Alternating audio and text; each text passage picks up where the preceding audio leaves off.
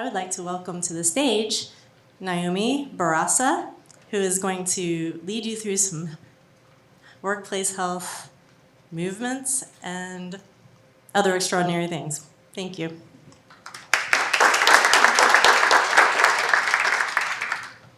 Can y'all hear me? Yeah. Yeah, okay. I'm not going to go on stage because we're going to be like stretching and stuff. So, I'm a licensed massage therapist, a yoga teacher, and a social worker. I have been doing massage for about 15 years, teaching yoga for about 10, and then social work for like the last couple years. So my hope is to eventually bridge all of that together into mental health and physical health. And so right now I'm in my master's at UCF for my social work, master's in social work, and eventually become a counselor and do all those fun things. So today we're going to be doing just some like chair yoga basically. I'm not a great presenter, but I'm a really good teacher, so that's why I'm down here. So first, before we start, I want to talk about what yoga is and isn't. Who here has done yoga? Okay, cool. So a lot of folks. Good. So I recognize that yoga isn't always for everybody, meaning like it might just not be your thing. You know, like you don't want to be around a bunch of people moving and stretching and breathing and down dogs and all that stuff. So this kind of stretching and yoga you can incorporate throughout your day into whatever kind of other movement exercise you do on the regular. So my goal is just to get people moving. If it's going for a walk, awesome. If it's lifting weights, cool. But my other point is that yoga is for everybody, and there's kind of this misconception that you have to be super duper flexible in order to do yoga. And I hear that a lot, like, oh, I can't do yoga because I'm not flexible. And that kind of hurts my heart because it's not true, right? Like, everybody can do yoga. So I really like teaching chair yoga, and every once a week I teach wall yoga, where we actually use the wall for support and resistance to help build strength and also balance. So I really like to make yoga accessible for everybody. So before we start, I want us to focus on the breath, because in yoga, the breath is like key to our practice, right? For those of us that have gone to a yoga class, it's kind of like the main thing.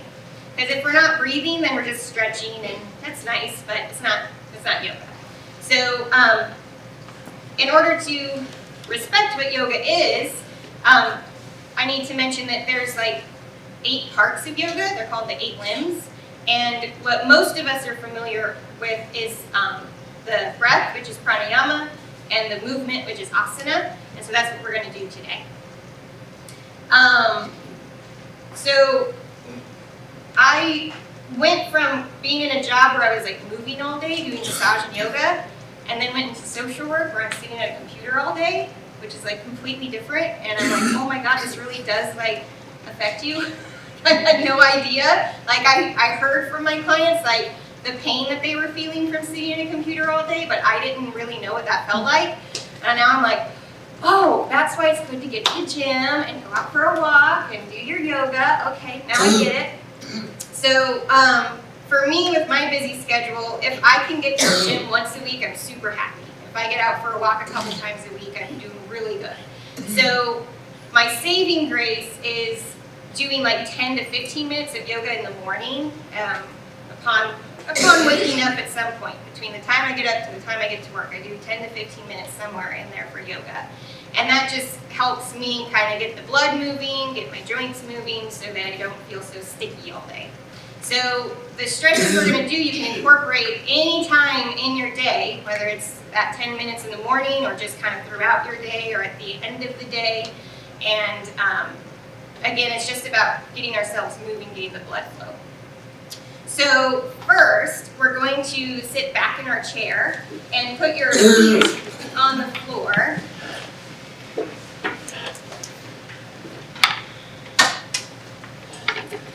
And so when we work with breath, it can get kind of uncomfortable because we all have our different breathing patterns that we're used to. And most of us get stuck in this pattern of just breathing into the upper chest and lungs, which actually can contribute to our level of anxiety and stress. And it can become a feedback loop. So when you're feeling anxious, you breathe up in the upper lungs, and then you start feeling anxious, like, oh my God, what's happening? And then you get that feedback loop, right? So anyone who's had like panic attacks or deals with anxiety, you kind of know what that feels like. So what we want to try to do is reverse the pattern to breathe into our belly and fill up the belly first. And that's what's called our diaphragmatic breathing. And so who's familiar with what the diaphragm is? Okay, do you know what it looks like? It's pretty cool. I have some video. You should check it out. It's pretty cool. So it's this really, really thin muscle. And if this is the rib cage, it actually is like a parachute, like an umbrella that covers the whole inside of the rib cage. And when we inhale, it kind of flattens down toward the belly, and that's what pushes the belly out, and it actually kind of massages your internal organs. And then when you exhale, it comes back up toward the lungs to help push the lungs out. And so it's this internal pump system that's actually really cool.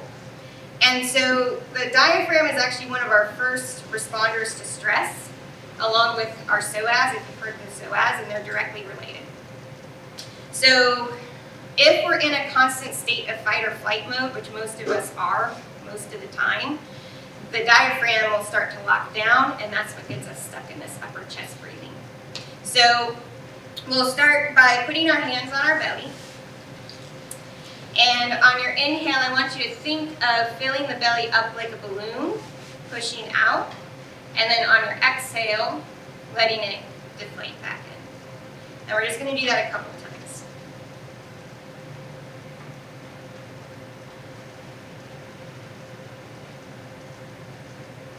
And you might notice that this is kind of counterintuitive because a lot of us, when we breathe in, we suck in the belly to puff out the chest and then kind of. And so it can be uncomfortable again to get used to this type of breathing if you don't do it on the regular. Good. And then just go back to your normal breathing pattern. So I want to say that it's not a bad thing to breathe into our chest and lungs. We want to fill up the upper part of the lungs. But again, we don't want to only breathe up here. So as the breathing muscles get stronger, the diaphragm and the rib, the accessory muscles between the ribs, up in the neck and shoulders, as those get stronger, it's easier to get that full breath. And so our torso has the capacity, the entire torso, from the hips and pelvis to the neck and shoulders, have the capacity to expand and contract for the breath so that the lungs can fill completely. Again, due to stress and all other things, those muscles get locked down and we're not actually using the full capacity of our breath. So we're going to come back to those belly breaths, putting your hands on your belly, and try again. Filling up the belly like a balloon on the inhale, and letting it deflate on the exhale.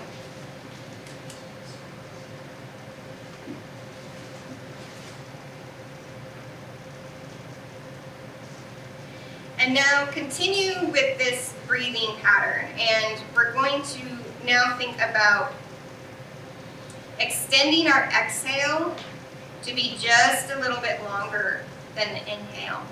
So we're not exhaling more air than we took in. We're just exhaling it slower than how we took it in. And as you do this, notice where you might be holding some tension. So see if you can soften around the eyes, soften the jaw, let the head, neck, and shoulders relax. And let your body kind of just settle into your seat. Notice if you're kind of arcing your back, and see if you can let the back settle into the back of the chair.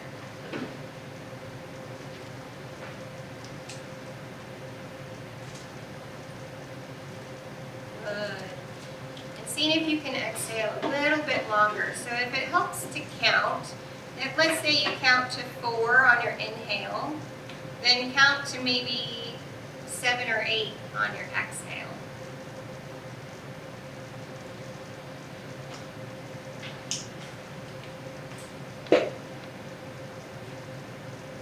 So the purpose of this is when we inhale, the heart rate naturally increases slightly, and on our exhale, it slows down.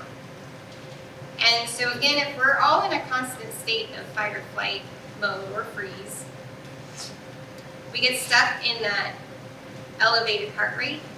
And so when we use the breath, we can actually slow the heart rate down consciously. So the breath and the heart are directly related.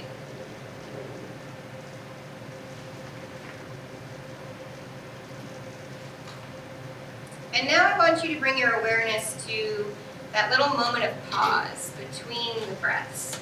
So that at the very top of your inhale, and at the very bottom of your exhale. And so we're not trying to make it longer, but we're not rushing through it. And so these are the 4 parts of the breath. The inhale, the pause at the top, the exhale, and the pause at the bottom.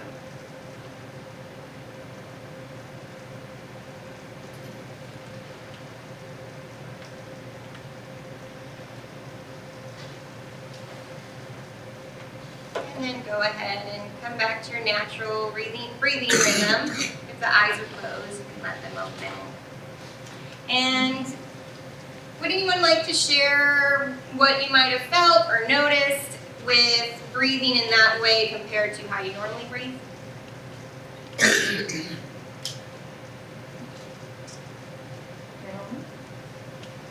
seems to me it just helped me relax more. I feel a lot of tension in my shoulders and my neck. And even that seemed to relax. Yeah. Despite feeling what she said. So Yeah. cheer. Thank you for that. So if no one else could hear, she was saying that she felt herself relaxing a little more, that the neck and shoulder tension she was feeling was starting to relax. And that's a really great point. I'm glad you mentioned that because so most of us have neck and shoulder pain and low back pain. That's pretty much everybody in this room, I can guarantee you. So low back pain usually comes from lack of core strength, but that also relates to the neck and shoulders. And also because we're breathing into the upper chest and lungs, most of the time, we're overworking our accessory breathing muscles in our neck and shoulders. And so when we're able to kind of drop down into those belly breaths and into our lower body, it takes a lot of pressure off of the upper body, off the neck and shoulders.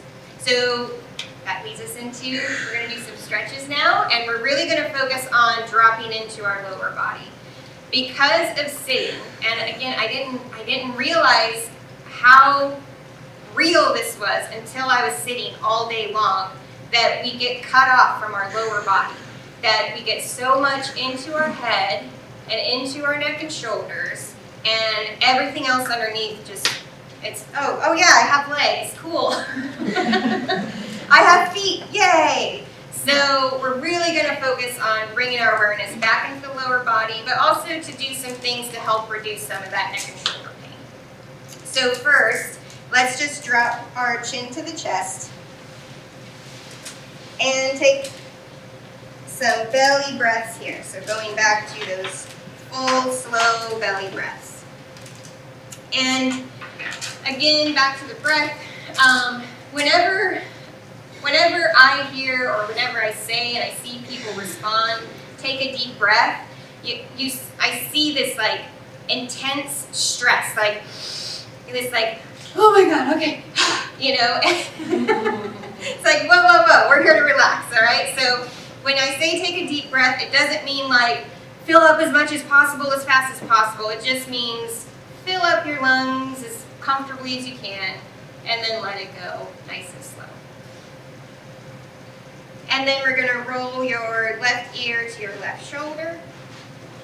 And exhale, chin to chest. Inhale, right ear to right shoulder. Exhale, chin to chest. And just do that a couple times. Follow your own breath. And so again, if we're talking about yoga, one of the key points of yoga is to connect our breath with our movement. And this helps us stay present and mindful and with our body. So that when the mind starts to wander off, which is going to do, because that's what the mind does, we can bring our attention back to the breath. Good, and we'll come back to center. Now, if it's okay on your neck, you can go into a full neck roll. I don't. I have herniations and bulging discs, so sometimes it feels good, sometimes it doesn't, so I usually just try to avoid it. So just directional stretching works for me. Now we're going to inhale the shoulders up to the ears, exhale back, down and around. And again, just follow your breath.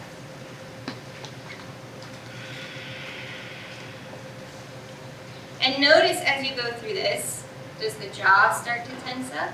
See if you can soften it.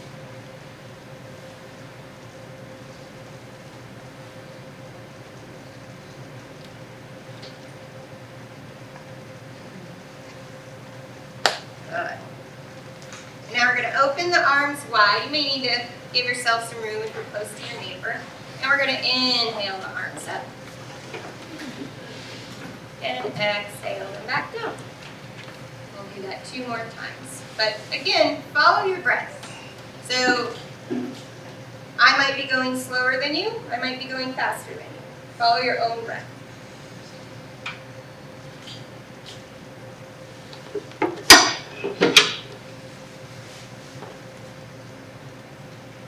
Good. When the arms come back down, we'll roll out the shoulders again.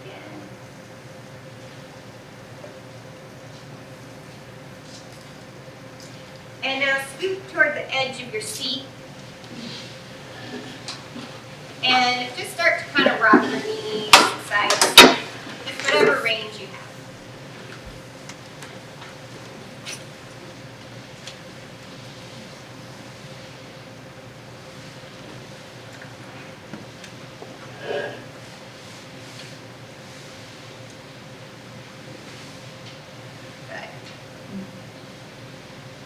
And we'll come back to center. And again, we're going to inhale the arms up. And now we're going to twist over to your right.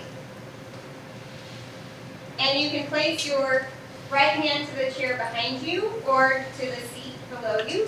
And your left hand to the outside of that thigh. And you're just going to find a nice gentle twist here. And again, come back to your breath. So in a twist, it's a little bit more difficult to get an inhale because we're kind of squeezing the lungs, right? So focus more on your exhale. Emptying out.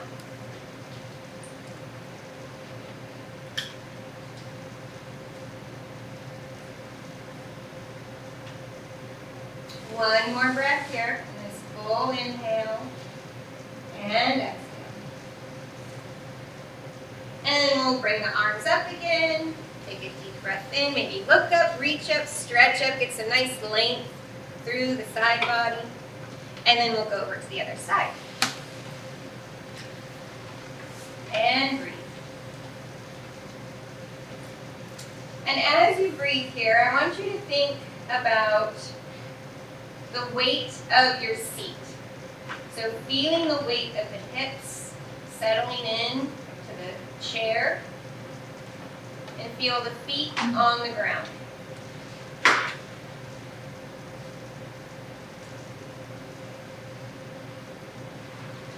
One more breath here.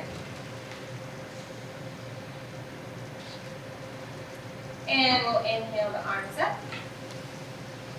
Look up, reach up, stretch up, reach to the fingertips, and bring the arms back down. Roll out the shoulders. And so I forgot to mention, I think I kind of said this, but just to be clear,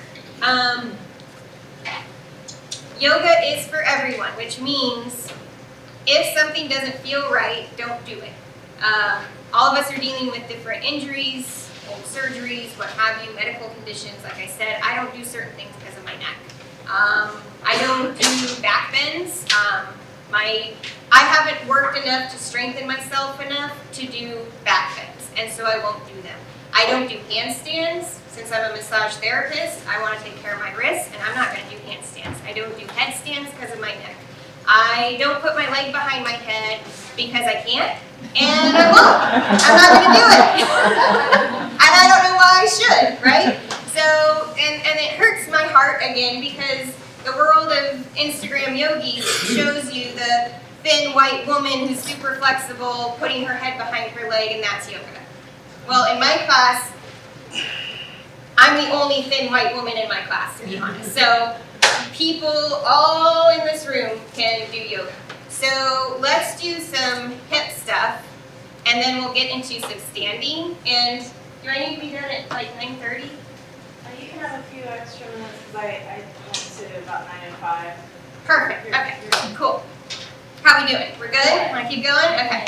So, I don't know, for those in the back, I don't know if you'll be able to see, but we're working toward bringing this right ankle to the left thigh. But if that doesn't get there, then you can place it on the shin instead, just not on your knee. So we'll bring our right ankle up to the left leg.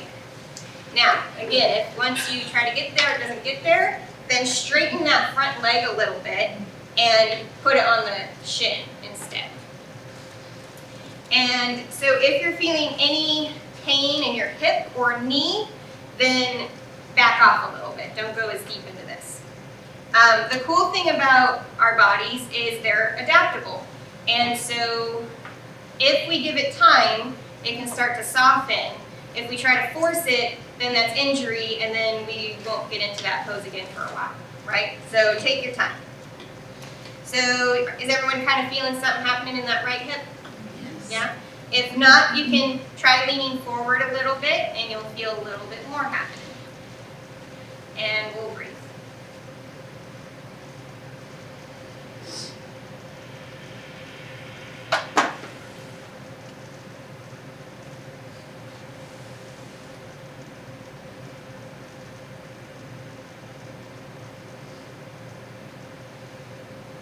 Soften the jaw and soften around the eyes.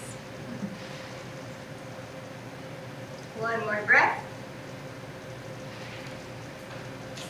And we'll come back up and take your time and switch sides. So usually one hip is a little bit different than the other. My hip is usually my problem hip. So sometimes it can't get into this on certain days. So work with each side individually. Don't expect them to do the same thing. So again, we'll come back to our breath, and if you want, you can lean into it if that feels good. But again, if once you get there and you feel some maybe sharp pain in the knee or hip, then back off. Soften the back of the head and neck, soften the jaw, and soften around the eyes. And as you breathe, think of guiding the breath into the hip. So just kind of directing your thought into your left hip.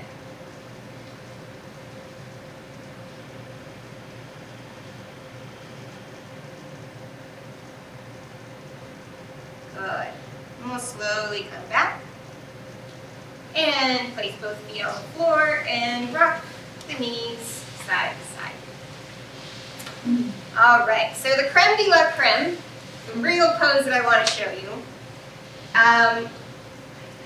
If you've done down dog, this is like a modification of down dog. So if you can't get on the floor or don't want to get on the floor, you can do this instead. But before we get up, I want us to be very mindful of feeling our feet as we stand up. So again, scoot to the edge of your chair, the very edge. Make sure there's room in front of you because we're going to be standing up. And place your feet out about under the knees or maybe a little bit ahead. And we're going to start to shift our weight forward into our legs, into our feet, until all your weight is in your feet, and slowly come back up. Good. Now, we're going to go up and down a few times. If you're not feeling super confident with that, then don't worry about that. You can just stay standing. But we're going to slowly come back down into our seat. You can reach back and find your seat. Good. And we're going to shift our weight forward again. Put your weight into your feet and slowly come up. So remember I was talking about, and we're going to keep going, just go at your own pace. Remember I was talking about how we lose our legs from sitting so much. And so not only is this going to strengthen our legs, but it's going to bring our awareness back into our feet. And remember that we have legs. And so you can do this throughout the day. Like when you're getting up out of your office chair, to do it mindfully. Really feel your feet. That last one. We'll come up. And we'll reach our arms up, reach up, look up, stretch up. Exhale down. And now our last thing we're going to do is a modified down dog. And you're going to, you probably want to give yourself some room so you can stretch out. But you're going to place your hands on the back of the chair. Now I realize if you're maybe wearing a dress or skirt, you may not want to do this. You can use the back of the chair. You can use a tabletop even.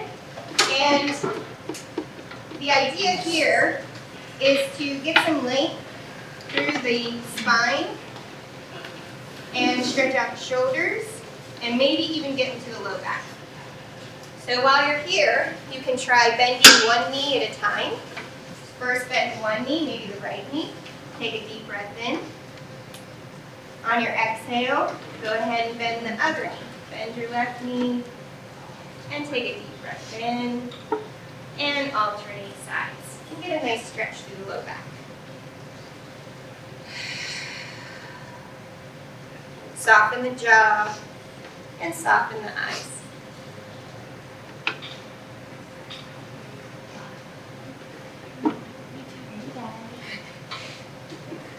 Good. And now, go ahead and walk your feet slowly towards your chair so you're coming back to a standing position. Roll out the shoulders. Stretch out the neck. Good. I'm going to give you one more tidbit. Let's step the left foot back. And see if you can get just like a calf stretch in that left side. So pressing down into that left heel. And take a deep breath in.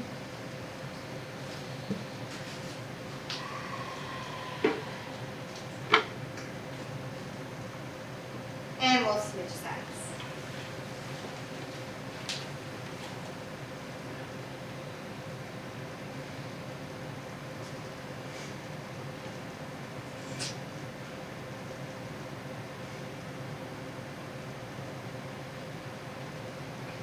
And then we'll step back into our, what I call chair dog. Very, very original, I know. And again, bend one knee and then the other. And again, be very mindful of your feet. Notice where your feet are. See if you can square them up a little bit under the hips.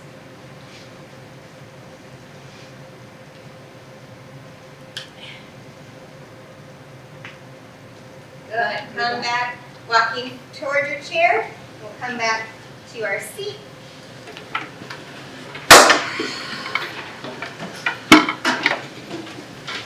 Roll out the shoulders. Stretch out the neck.